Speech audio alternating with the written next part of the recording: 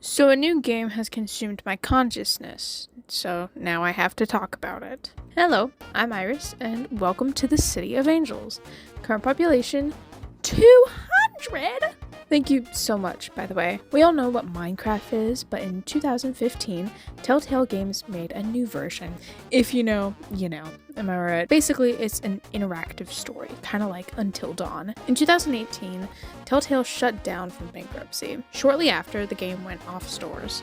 Even the Netflix interactive show got taken down, but went on a pirate ship. My brother downloaded the game from a legitimate source. Since I love the game, I'll be giving a recap of the first episode, so spoilers, I guess. We start with the tale of the Order of the Stone, a group of adventurers that are known as legends throughout the land. There's Gabriel the warrior, Eligard the redstone engineer, Magnus, the rogue, and Soren, the architect, and leader of the Order of the Stone. They earn their title as heroes by going to the end and defeating the Ender Dragon. After that, they seem satisfied with their status and went their own ways.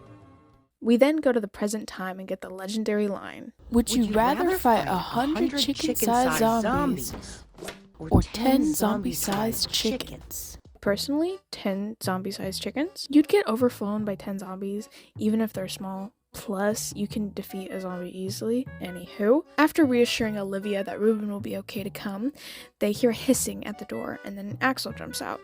He brings over fireworks for the build they're going to make for the building competition and a costume for Ruben. They head out, and Axel informs Olivia and Jesse that the winner of the building competition gets to meet Gabriel in Endercon. Jesse realizes that they were thinking about the building competition all wrong.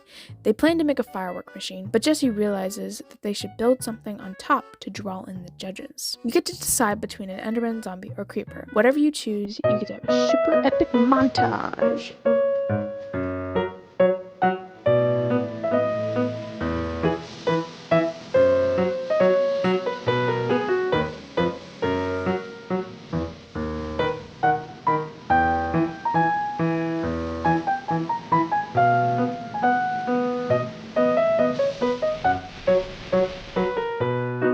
You guys meet back at the builder competition and see the ocelots. Oh, who is that? Aiden picks on you a bit, and then Lucas tells them they have to go. You get to choose your group's name, and I always pick the Order of the Pig. It is the true goat. More getting made fun of, and then you go to your booth. Axel and Olivia are oogling over the ocelot's beacon. Petra shows up out of nowhere, and Lucas thanks her for the nether star and says a friend of Petra is a friend of his, trying to make friends with Jesse. The player can decide how to respond to that, but who could hurt this little guy? The building competition begins, and the Order of the Pig begins to build their firework dispenser. More mocking, and then the outer shell is done. Axel pulls the lever, and the judges are amazed. Aiden is furious that Jesse's build is getting more attention than his. He breaks a block that makes lava burn Ruben's costume, catch fire, and he runs off into the woods. If you choose to bring Axel and Olivia with you, the build gets burned and you guys split up, leaving you alone anyway. I can tell what's the better option. You find Ruben, but it becomes dark, letting monsters spawn. Jesse fights off the zombies as best as they can before their wooden sword breaks. A spider jumps on them, but Petra comes to save the day. She just so happened to be wandering through the woods and came across them. They head into the cave, and Petra informs Jesse of the deal she made with this guy. She got a wither skull and was promised a diamond in return. Petra leads Jesse to a crafting table and helps them craft a new sword. They head out of the cave and suddenly come across a group of creepers. They try to turn back, but more monsters come out of the cave. You either get the option to fight or jump off the bridge. Both options end with you jumping off anyway. Epic opening credits. And then Petra and Jesse make their way to Endercon. Petra offers Jesse to come make the trade with her, and they meet up with Axel and Olivia. If you choose to let your friends stay, then the build wins and gets shown at Endercon. If you make them come, the Ocelot's build wins, which kind of bums them out, but whatever. It's time to make this trade with Petra. She leads Jesse into a dark, creepy alley and finds no one. They stand around confused a bit before Petra decides to look around a bit. Jesse stays in case he comes, and as they wait around, they start to inspect the lone chest behind them, when suddenly a man in an olive robe appears. Jesse explains to the grumpy guy that Petra will be back any minute now. After a minute, Petra returns and gives him the skull, and the guy, Ivor, tells her reward is in the chest behind them. Jesse and Petra look and learn that it was just a piece of lapis. When they turn around to confront him, he's already gone. Petra and Jesse split up to go after him, and after some convention shenanigans, they see Ivor walk up to the hall before getting stopped by the bouncer. Some more tomfoolery with Lukas, a slime block, and some chickens. They scare away the usher and sneak inside. Our group of misfits follow him through a mysterious door and find a creepy basement library thingy. They look around for a while, and then Jesse finds a mysterious potion. No matter what you say, Axel snatches the potion and replaces it with some random boring potion. Jesse eventually finds a lever and pulls it. A bookcase slides down to reveal a strange, thing. I don't know how you would describe this if you've never seen a wither. Just before they could grab a wither skull and leave, they hear the door open and each scattered and hid. After a lot of suspense, Jesse pops out to stop Ivor from finding Olivia, and Petra and Axel also confront him. They try to chase after him, but he crafts an iron golem and they get chased out. When they walk out, they find that Gabriel is on the stage, starting his big thing. Olivia realizes Lukas is missing. You can either go save Lukas from the creepy library or get Gabriel's attention. I would personally save Lukas because I love him, and after that you go get Gabriel's attention anyway. As Jesse tries to warn Gabriel about the monstrosity in the basement, Ivor interrupts and has an evil villain moment before summoning the Wither, but it's different. The command block is in its chest, wrapped around its disturbing ribs. Ivor commands it to attack and it spits out a Wither skull at Jesse. They dodge it and it begins to pull blocks from its surrounding. It absorbs them and begins to grow, using the blocks to add onto itself. Gabriel, the great warrior of old, tries to attack with his powerful Sword of Diamond, but his efforts are fruitless as he falls back. Ivor continues to be salty towards Gabriel as the creature continues to grow. It has grown double its size and has reshaped its front head. Ivor attempts to command the creature, but it doesn't even flinch at its creator. Ivor doesn't seem worried as he pulls out an elixir that he says will destroy the monster. Jesse's eyes widen as they and Axel realize that they stole the actual elixir. The potion does nothing, and Olivia urges Axel to throw the real one. Right before it hits the command block, the Witherstorm conceals it. Ivor flees as Gabriel begins to get abducted by the Witherstorm. Olivia and Jesse save Gabriel, and it continues to consume. Gabriel begs Jesse and his friends to help him get to the temple. Jesse accepts, and they flee the hall. Outside is pure chaos as civilians flee from this terrible evil. Jesse gets blocked by a bunch of chickens, and behind them, the Witherstorm emerges from the glass dome. It has gotten bigger and has changed significantly. What used to be skulls became terrifying heads with one eye each, its jet black tendrils emerging from its body. As Jesse flees, they begin to get sucked into the Wither as it uses its eyes to grab everything in its sight. They yell for help, but nobody notices as they try to save themselves. They manage to break free from the storm's grasp, but they haven't escaped yet. Jesse runs through the once full of cheer Endercon and eventually finds their friends. If you didn't go back for Lukas, you'll be furious, and we can't do that to the baby. Jesse and their friends attempt to hide under a stall, but it's cut short by the Wither absorbing the stall. The group scatters, and Petra begins to be sucked up by the Wither. Jesse grabs onto her in a pole, but it starts to float off too. Thankfully, Gabriel comes and saves the two. Gabriel tells them to come with him to his fortress, and they run all the way there, dodging flying and flaming blocks the storm spits out, and its eye on the way. They make it to his fortress, made entirely of obsidian, but their way out, the nether portal, isn't lit. Thankfully, Jesse grabbed a flint and steel on their way out of the house in the beginning of the game, and lights it. I might be ruining the tension here, but I found out some interesting stuff.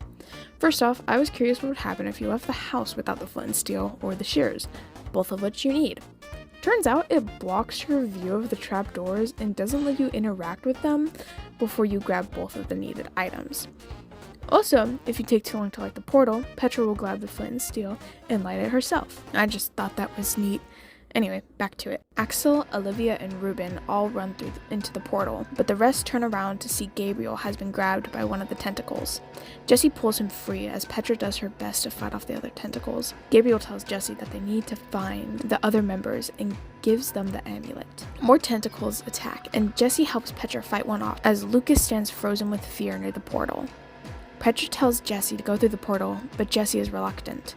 Both Petra and Gabriel get trapped in the Witherstorm's beams, and Jesse has to choose which one to save. Once you choose, a tentacle knocks you and LUKAS back into the portal. When they meet back up with the others, they're all concerned for Petra and ask what happened. Axel becomes furious that LUKAS froze up and didn't help.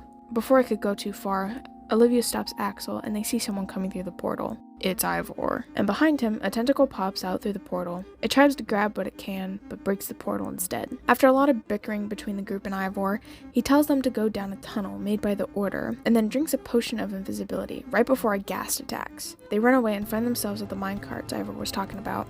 They hop in quickly and speed away before the ghast can roast them. After a bit of minecart tomfoolery, they find themselves in a sort of center hub with another portal. Axel's about to walk through when LUKAS mentions that the Witherstorm is still out there. Jesse offers to go through first since Axel gets cold feet. They find themselves in a little pond and soon the rest of the group comes. They debate what kind of shelter to build and then they build it quickly to get out of reach of the mobs. Jesse built either a dirt hut or treehouse. Axel reveals he has cookies and gives one to everyone but LUKAS. Yes, even Ruben gets a cookie. You can choose to have Jesse give their cookie to LUKAS or keep it. We all know which one is the better option. Olivia tries to break the ice by asking them, 100 chicken-sized zombies or 10 zombie-sized chickens? But Axel isn't having it. He says it feels wrong to joke at a time like this. LUKAS suggests getting some rest because they'll have to look for the temple as soon as possible. Axel gets frustrated again with LUKAS trying to boss him around. They argue a bit, but eventually LUKAS suggests he leaves. Jesse can have him leave or stay, but it eventually starts raining. In the morning, Jesse and their group leave the shelter. If you ask LUKAS to leave, he'll talk about his tough night and brings apples as a peace offering. They're able to find the temple shortly after. They get inside and then booby trap time. You can't explore a spooky abandoned building without a booby trap scene. They make it past and enter a library. Jesse finds a book left open that tells the story of the Order, but in this one, it mentions 5 members? And then the group realizes that Ivor was a part of the Order. Olivia finds a staircase and they go up to a strange room with the walls long decayed. Gabriel said that once they get to the temple, the amulet will show them the way to the rest of the Order. Jesse finds a pedestal to put the amulet on, and after pushing a few buttons, a light goes through the amulet, pointing on the map where 2 of the members are. They understand that they need to go and find the other members. LUKAS says he needs to stay. Jesse chooses between going with Axel to get Magnus or Olivia to get Ellegaard. Before they leave, they see the Witherstorm off in the distance before it cuts to black.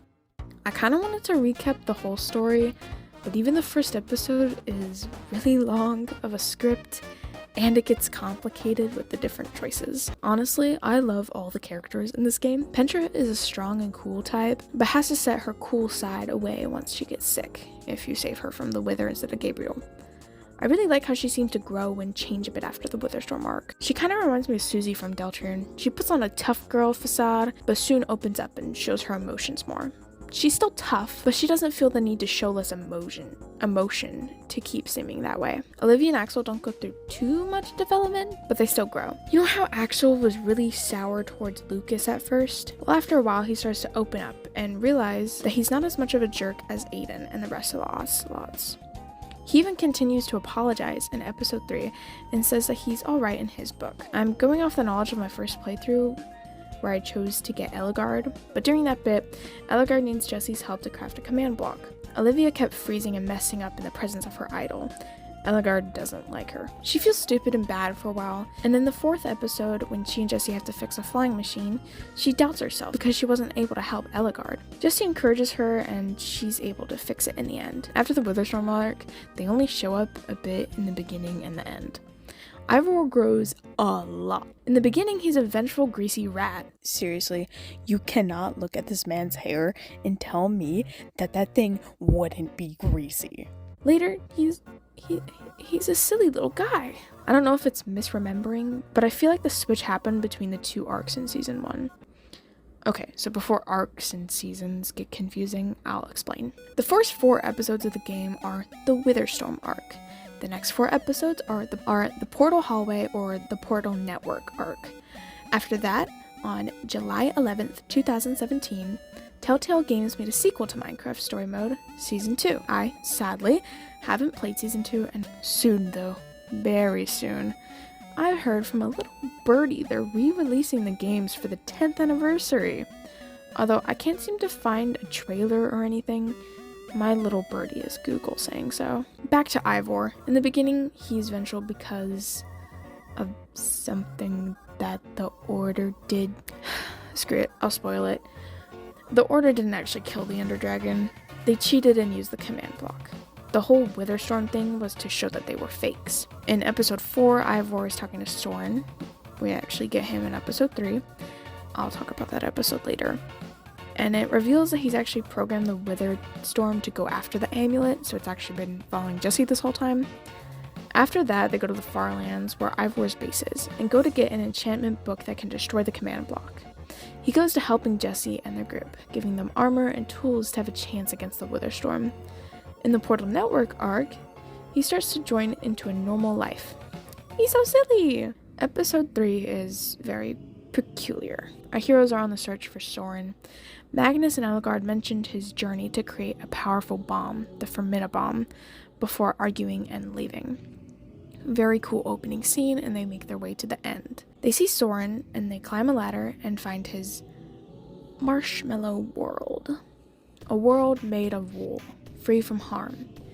They make their way to his house and explore a bit and find that he's been trying to teach Endermen to build. He even has suits to be able to freely be next to Endermen. It is very clear that he's gone off the deep end, and it's lovely. It doesn't seem like it says why he left everyone for the end, maybe out of shame for faking the Ender Dragon fight. I really like the song Redstone Baby that plays in the end credits. I'll read you the lyrics. In a marshmallow world, you're my sweetheart. In a marshmallow world, you're my sweetheart. You're the bed to my rock, the flint to my steel, my redstone baby doll. My redstone baby doll. In a marshmallow world, you're my sweetheart. In a marshmallow world, you're my sweetheart. My sugar baby. In the comments on the song on YouTube, at DeathPunk said, convinced that in a marshmallow world, you're my sweetheart, means in Soren's fake paradise world made of wool, he can dream of loving Ellegaard with no shame or fear. Further supported by my redstone baby doll. What? Soren loves Ellegaard? Just wanted to cut in and mention that we don't actually know if this is canon. It's very strong evidence for that being true. Also, there's work being done, I'm sorry. But we still don't know. You ship whoever you want, I don't really care. It's such a lovely song though. It gives off a warm and lovely vibe, while also having that eerie vibe that you get from a spooky song playing through a record player. Antimono and Wells did such a good job with the soundtrack. Tangent, the Witherstorm theme is the perfect song for the Witherstorm. Again, taking from the YouTube comment section, cause they're so much better at words than me. At Fine Edition 2005 said, I love this OST. Let me explain. The beginning part just intensifies the feeling of dread. The sound of alarms, the weird chord playing over and over again. Then it starts to slow down. Then it hits.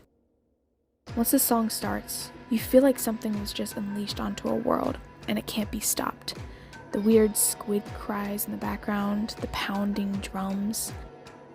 The chords in the beginning now replaced with a guitar. It's spooky. Then that bass line makes it feel more strong, more imposing, with the sounds of cymbals to tie it all together. The sound becomes more frantic. The weird distortion in the song makes it feel otherworldly. Then it starts to fade. You made it. You escaped. The song interprets that primal fear of death and something you can't fight or run from. This is why this is the best monster song ever. Honestly, that's absolutely the most perfect way of putting it. The song just fills you with dread and fear, and it gives me chills every time, even while writing this. When Jesse finally gets Soren's attention, they finally convince him to come with them and defeat the Witherstorm. In the game, Soren starts to sing a little farewell song for his Enderman friends before getting interrupted by your friends coming into the room and being weirded out. In the song, we hear about how he's grown close to the Enderman out of loneliness and a touch of delusion. He's given some names and probably convinced himself of their personalities. In the extended version of the song, we get some more. We learn that he hasn't had luck with humans and has a hard time saying goodbye. At the end of the song, he's finally able to say farewell while after reassuring himself that the end is just a new beginning. I love the staticky jazz in the background. Now onto my favorite character. I've probably made it very obvious that I love LUKAS. He's a little critter and I love him. Also, he's hot. LUKAS starts out as a member of the Ocelots, but he isn't like Aiden. He tells the Ocelots they have to go when they start to pick on Jesse and their friends. He also never joins in on his friends when they laugh at Jesse and their mishaps. He also apologizes for Aiden getting their building destroyed if you make your friends help you find Ribbon. Even from the beginning, he tries to keep things peaceful, but it doesn't take crap when Alex starts giving some. At the end of the game, you and your friends become the New Order, the successors of the Order of the Stone. It's obvious that your friends are meant to be counterparts to the OG Order, but LUKAS has always been a head-scratcher for me. Olivia is Eligard, and Axel is Magnus, and Petra is Gabriel, and it's finally dawned on me who LUKAS is. Soren. In the beginning of the game, when Axel is arguing with him, he insults him for being a part of the Ocelots. LUKAS mentions that he wears that jacket because he knows how to build, but he can also break. He never really came across to me as the builder type, but something in the Portal Network arc really reminds me of Soren. Throughout the different dimensions in the arc, you find multiple of Soren's books. Apparently, he wrote about his findings about Endermen. In episode 7, which might I mention is also in the Portal Hallway arc, we see LUKAS writing in a journal multiple times, writing about their adventure and his feelings. At the end, if you get his journal back for him, he says that it's pretty much a book, and he asks Jesse to put it on display in the Order Hall. I've heard that in season 2, he actually becomes a writer. Also, so this is like an unused model of Soren, but underneath his armor, he has these like weird pouch looking things, and in the Portal Hallway arc, LUKAS actually has a pretty much exact replica of that. I thought that was a fun detail.